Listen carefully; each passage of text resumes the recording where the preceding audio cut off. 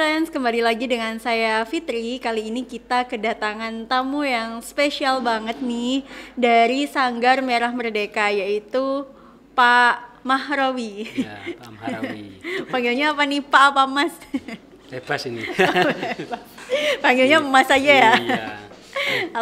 Halo Mas Mahrawi. Ya. Selamat datang di podcast Bincang Seru. Iya. Terima kasih Mbak. Mbaknya dengan Mbak siapa? Saya Fitri, Pak. Oh iya, lupa Mbak Fitri. Ini pertama kali nih kita ngundang Mas Mahrawi. Iya. Nah Pak, kita mau kenalan nih dengan Sanggar Merah Merdeka. Mas Mahrawi ini kan dari Sanggar Merah Merdeka. Nah, Sanggar Merah Merdeka itu sebenarnya apa sih Mas? Ya, Sanggar Merah Merdeka adalah tempat anak-anak belajar. Kalau dulu memang ini lahir sejak tahun 99. Itu muncul ketika waktu itu ada krisis moneter di mana banyak anak-anak turun ke jalan di lampu merah, banyak di pinggir-pinggir jalan itu, sehingga kami prihatin dengan kondisi mereka bahwa mereka juga berhak hidup layak, mereka juga perlu pendidikan begitu. Maka pada waktu itu kami membuat rumah singgah, rumah shelter untuk mereka, mungkin di sela-sela mereka ngamen di jalan atau mereka hidup di jalan, suatu itu mereka singgah di rumah situ, kami memberikan sedikit ilmu pengetahuan, edukasi gitu. Yang lambat laun ada mereka yang jadi, artinya berhenti mereka ngamen di jalan, mereka karena dilatih skillnya, ada transfer pengetahuan, ada yang juga tetap menekuni profesi-profesi itu. Tapi mayoritas waktu itu mereka concern di dunia itu. Intinya Sanggar itu lebih menyupport bagaimana anak-anak itu bisa mengakses pendidikan, tidak hanya di sekolah, tapi di tempat yang lain, misalnya di Sanggar Belajar itu anak-anak juga bisa belajar. Pada tahun 2012 ketika ada perda yang diberlakukan oleh pemerintah Kota Surabaya, itu kan tidak ada anak jalanan di jalan, maksudnya kalau ada pun nanti pasti ditangkap sama Satpol PP. Iya betul Pak. Iya, artinya anak-anak itu memang banyak meskipun diperlakukan itu tidak menyelesaikan persoalan gitu, tidak menyelesaikan masalah itu. Maka kami ya sudah, kalau anak-anak tidak banyak di jalan, maka kami fokus di anak-anak padat penduduk yang persoalan sosialnya banyak sekali di situ, mulai persoalan ya ada judi, ada minum, banyak persoalan-persoalan sosial ekonomi yang melingkupin padat penduduk. Ketika anak-anak di luar Surabaya, ternyata Surabaya kayak gini ya, saya kira Surabaya itu banyak mall, banyak sekolah, ternyata juga banyak kampung padat penduduk yang dimana di situ banyak persoalan-persoalan sosial gitu. Maka kami fokus di anak-anak, khususnya bagaimana mereka memperoleh pendidikan gitu. Pendidikan apa? Pendidikan yang utama memang pendidikan karakter. Kedua, mengembangkan minat bakat.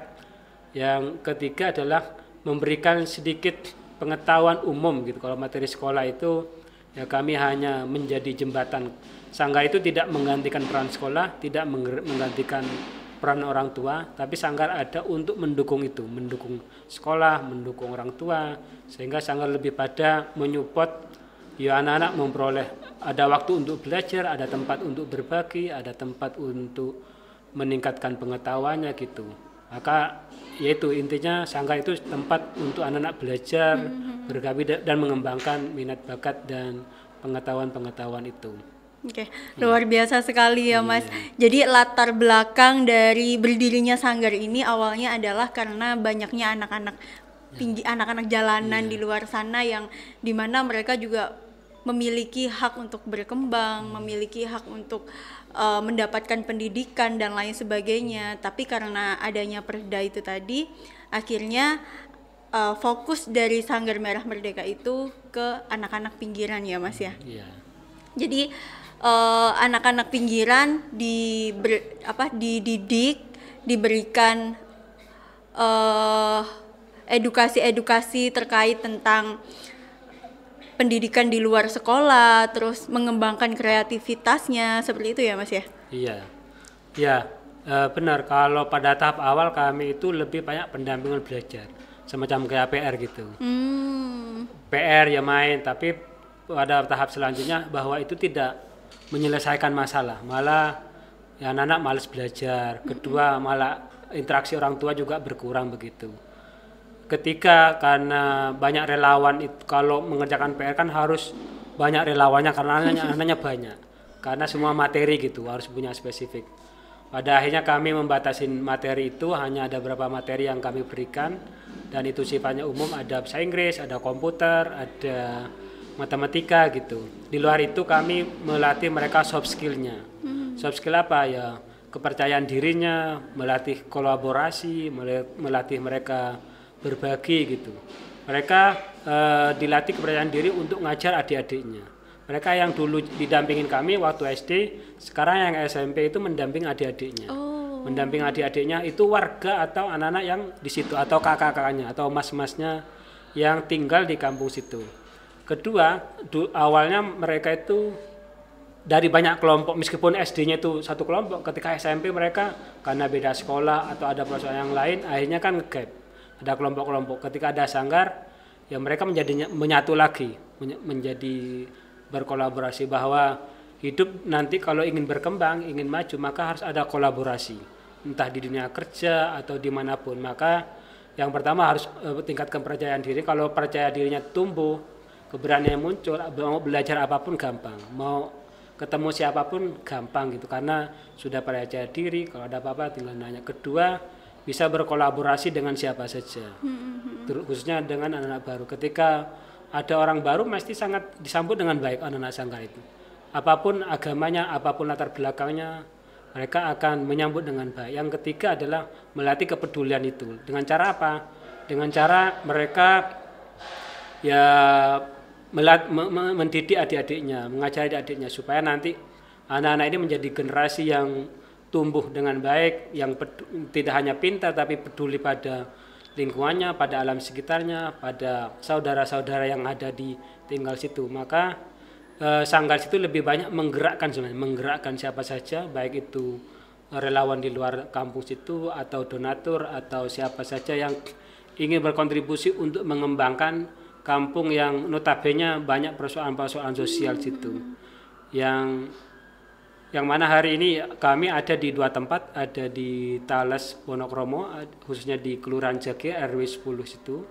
Kami sudah hampir 10 tahun lebih. Kalau di sekitar situ dulu ada di pinggiran Kali Jagir itu banyak, sudah lama kalau di sekitar. Kalau di Kampung Tales saja sendiri sudah hampir 10 tahun.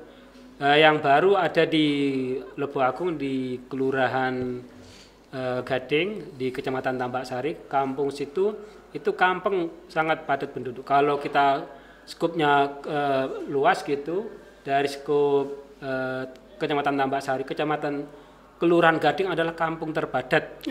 Iya. RW 10 adalah RW 2, meskipun bukan RW 10. Itu kampung yang padat. Kalau dispesifikkan lagi di mana sanggar ada hari ini itu di RT 5 itu satu RT ada 35 kakak. Iya. 35 banyak kakak banget. Iya. Yang mana ya mereka kami ada di kampung situ, maksudnya sanggar bersama warga di situ sudah hampir 5 tahunan. Sudah hampir 5 tahunan menjembatani, mengajak siapa saja khususnya pemuda atau perangkat-perangkat kampung untuk terlibat pada anak-anak sebagai generasi bangsa, bahwa mereka berhak memperoleh pendidikan yang layak, berhak mereka untuk meningkatkan skill begitu. Jadi terus berlanjut ke generasi-generasi selanjutnya ya, nggak berhenti di situ saja. Oke, Mas Fahromi, seru sekali pembahasannya, Mas. Saya tertarik banget nih dengan Sanggar Merah Merdeka karena Sanggar Merah Merdeka ini tidak hanya mengajarkan anak-anak saja, tetapi juga mengajarkan anak-anak untuk bisa mengajarkan kepada adik-adiknya dan juga lingkungan sekitarnya. Jadi tidak putus di anak-anak yang diajarkan oleh Sanggar Merah Merdeka aja gitu. Jadi terus berlanjut ke generasi selanjutnya. Oke, itu kan sesuai juga sih dengan Undang-Undang Hak Asasi Manusia kita, di mana setiap orang itu berhak untuk mengembangkan dirinya dan mendapatkan kehidupan yang layak. Dari Sanggar Merah Merdeka ini, anak-anak yang tadinya belum bisa public speaking, terus kemudian belum bisa soft skill yang lainnya, belum tahu teknologi, mungkin pelajaran-pelajaran di luar sekolah bisa diajarkan oleh Sanggar Merah Merdeka yang nantinya bermanfaat untuk kehidupan mereka di masa depannya gitu ya Mas ya. Iya. Nah, apakah Sanggar Merah Merdeka ini hanya untuk anak-anak ataukah ibu-ibu rumah tangga atau bapak-bapak juga dibina juga oleh Sanggar Merah Merdeka Mas, atau bagaimana? Atau khusus untuk anak-anak aja? Iya, kami memang fokus secara kelembagaan itu fokus di anak-anak itu. Sanggar Merah Merdeka memang fokus di anak-anak. Tapi kalau hanya kita mendidik anak-anaknya tanpa mendidik orang tuanya, tanpa mendidik keluarganya, maka transfer yang kami berikan pada anak-anak akan putus di anak-anaknya sendiri. Iya, betul. Kami itu hanya mungkin 1 minggu jam 2 jam berinteraksi sama mereka. Lebih banyak mereka akan tinggal sama keluarganya, akan tinggal sama lingkungannya begitu. Ya kami memberikan edukasi, memang pertama fokus di anak-anaknya, anak-anak ini nanti bisa mengembangkan pengetahuannya sesuai dengan minat dan bakat mereka. Kedua, mereka ya kami juga akhirnya menyentuh keluarganya lewat ada pendidikan bagaimana pola asuh yang baik, Parenting ya gitu ada ya. parenting, ada bagaimana pencegahan anak-anak supaya nanti tidak jatuh pada narkoba macam-macam. Ada penyuluhan-penyuluhan yang kami mengundang banyak akademisi, khususnya psikolog atau para ahli-ahli di dunia anak gitu untuk memberikan pengetahuan pada orang tuanya. Selain itu kami juga karena persoalan mereka tidak bisa mengakses pendidikan karena persoalan ekonomi. Maka kami memberikan pelatihan bagaimana ya kalau di kampung itu tidak banyak persoalan, baik itu persoalan sosial, pendidikan, ekonomi. Terutama ada rentenir, kan rentenir banyak masuk orang ke situ. Ya sudah, apakah Bu kalian Bapak Ibu apakah ingin terus begini atau ingin berubah gitu? Ya pengen berubah Mas gitu. Ya sudah, kalau mau berubah maka semua harus dirubah mindsetnya, harus dirubah bagaimana generasi-generasi ini. Maka juga sudah harus merubah bagaimana gaya hidup. Bagaimana yang dulunya susah nabung aja sehari 1.000. Kalau sehari nabung 1.000 aja sebulan 30.000. Ketika ditanya apakah mungkin Bu nabung sebulan 5.000? Wah nggak susah Mas. Gini aja, kalau nabung 5.000 sehari, wah sangat bisa Mas. Uang anak saya aja jajan lebih segitu. Artinya ya menyederhanakan bahasa, menyederhanakan kebiasaan situ. Ya akhirnya kami membangun koperasi itu namanya Credit Union. Artinya memang kumpulan orang saling percaya karena memang koperasi ini basicnya komunitas ya. Komunitas yang berangkat dari komunitas itu yang nanti akan dipinjamkan ke orang situ. Mereka yang pinjam hanya yang anggota, kedua yang melakukan proses pendidikan, ada edukasi bahwa yang utama bukan mereka minjam tapi mereka nabung, menyisihkan untuk masa depannya, untuk masa pensiunnya, untuk pendidikan situ. Pada tahap ini ketika mereka mulai ada uang, kami ada edukasi UMKM, ada pelatihan membatik, ada pelatihan ternak lele dan lain sebagainya, yang itu nanti ya meskipun tidak sejahtera pada umumnya minimal bisa menyekolahkan anaknya, bisa menjadi dasar untuk mereka mencari pencaharian, bisa survive gitu, minimal hampir sama dengan warga-warga dekat sekitarnya situ. Ya kami ya mengedukasi orang tuanya. Ketiga adalah mengedukasi lingkungan lewat apa? Perangkat-perangkat RT RW gitu. Bagaimana ya ayolah Pak, kalau ingin menjadi kampung belajar, kalau ini memutus mata rantai generasi memang melalui pendidikan, tapi itu tidak cukup hanya dilakukan sanggar, tidak cukup hanya dilakukan orang tua atau sekolah, maka lingkungan juga begitu. Misalkan mulai dari jam 6 sampai jam 8 itu waktunya belajar. Lewat apa? Lewat didukung oleh semua pihak. Semua pihak itu siapa ya? Perangkat kampung, ya orang tua. Itu tidak harus belajar di sanggar begitu. Saya bilang intinya kalau kita sepakat membuat generasi-generasi ini lebih baik, maka ada waktu untuk belajar. Tidak harus ke sanggar. Ke sanggar itu nggak ada kewajiban, maka keluar masuk. Sanggar itu hanya menyediakan tempat yang bersih, ada akses, ada pendamping. Tidak harus, maka keluar masuk enggak itu mau datang mau enggak itu tidak ada kewajiban. Maka ini kayak ibarat suplemen gitu. Kalau kayak ini bukan makanan pokok gitu daripada suplemennya. Kalau suplemennya cocok, kalau bagus anak-anak pasti datang terus. Kalau nyaman dan terus menerus. Artinya ya semua pihak harus dilibatkan, harus dididik dengan porsi masing-masing, dengan porsi-porsi masing-masing. Kalau anak-anak, karena anak sekolah kami berikan porsi di anak-anak materi pelajaran, ada soft skill, misal di zaman sekarang bagaimana memanfaatkan teknologi HP, sosial media. Yang terakhir kemarin itu pelatihan dengan banyak kelompok anak muda antar kampus itu memang bagaimana sih menggunakan sosial media atau internet itu dengan bijak, dengan bijak dan positif, karena anak sekarang kan jatuhnya main game gitu. Betul, main game selalu itu. Akhirnya kan waktunya PR ini lupa dikerjakan. Waktunya ke sanggar malah ngerjakan PR gitu. Asal manajemen situ. Artinya ya kami memberikan soft skills itu, ya ada pelatihan teknik fasilitasi, bagaimana mereka menjadi fasilitator entah di OSIS di sekolah, entah di Karang Taruna atau di Remas begitu, atau di Kata di Karang Taruna. Kami itu menyiapkan anak-anak ini tidak hanya pinter secara akademis tapi pinter secara sosial.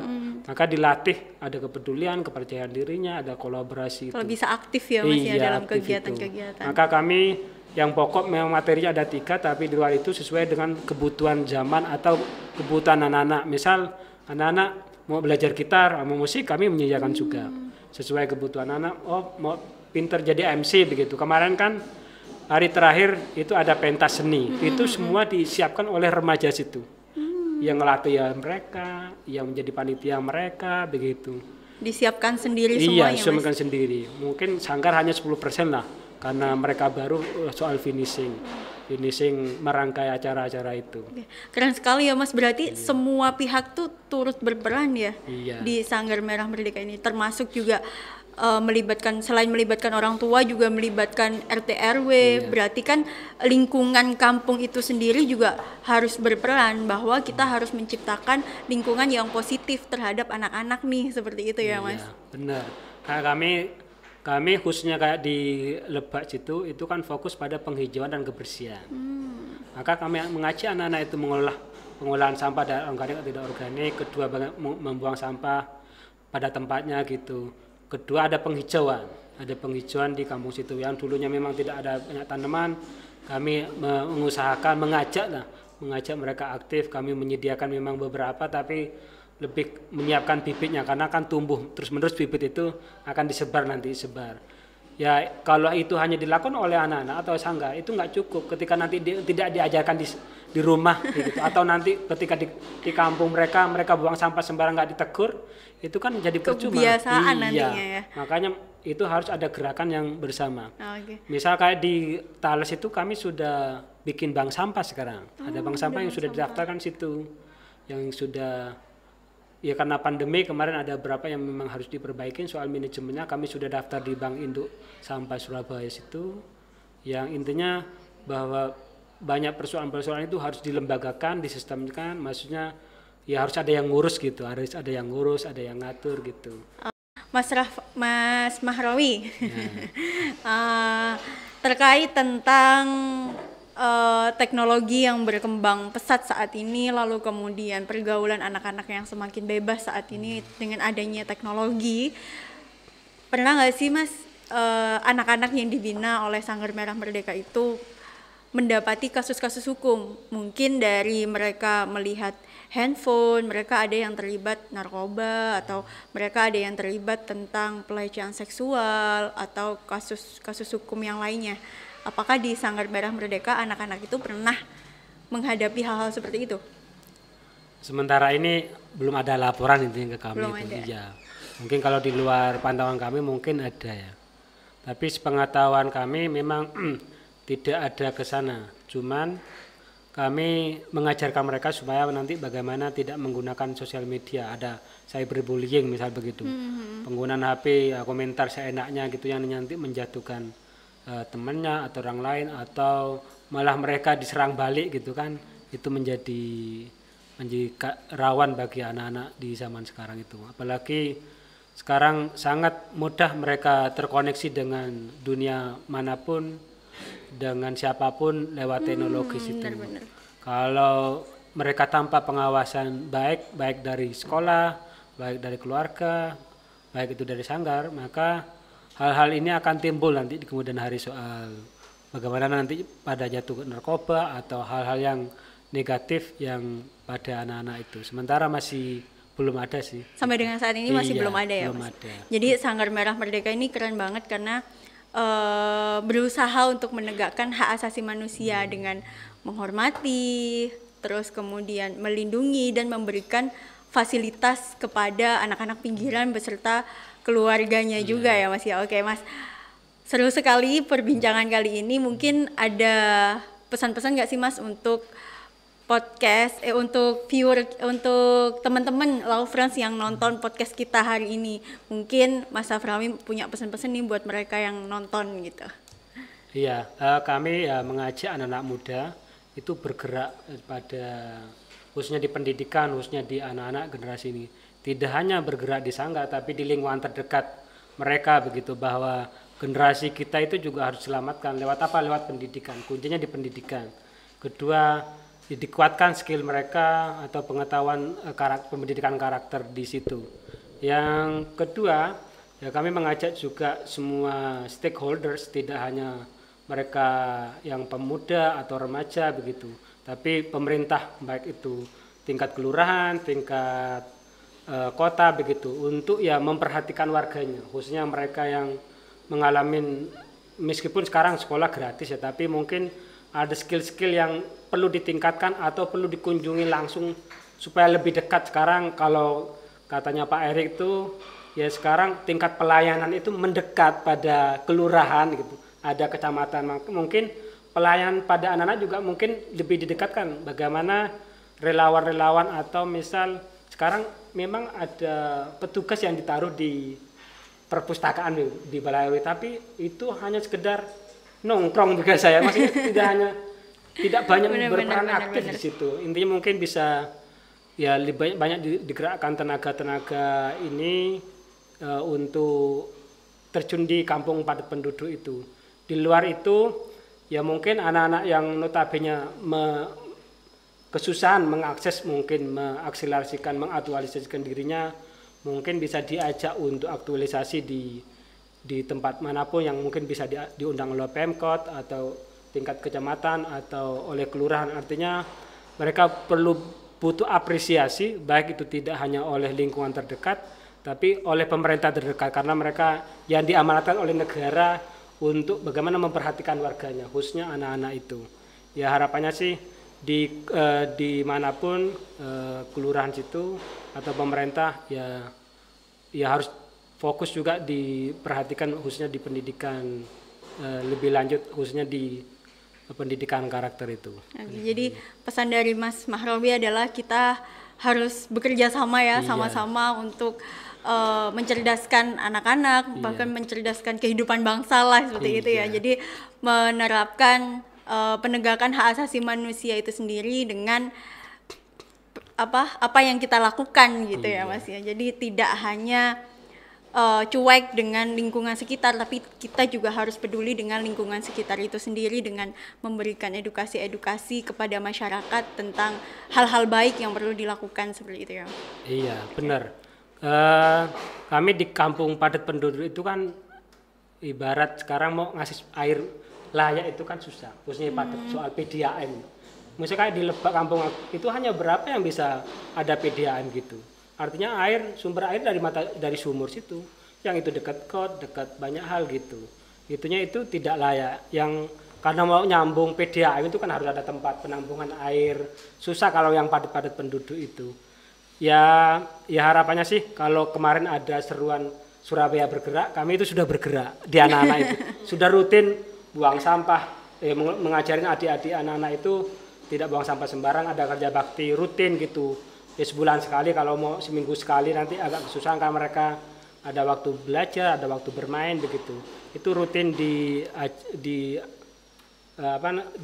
edukasi pada anak-anak kami supaya mereka yang menjadi generasi yang peduli pada lingkungannya, tidak hanya pada sesama tapi mereka peduli pada lingkungan situ.